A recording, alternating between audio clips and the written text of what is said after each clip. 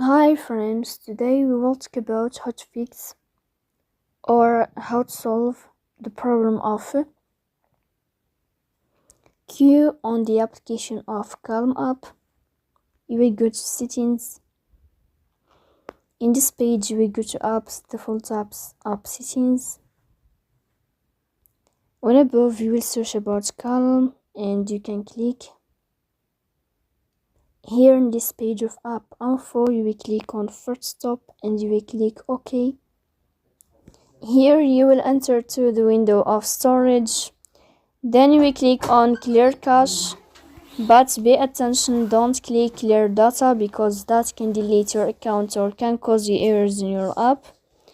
In the end, you can turn off your phone and you can wait a moment to restart your phone again to fix that problem. So please don't forget to support us by like and subscribe. See you next time in another video.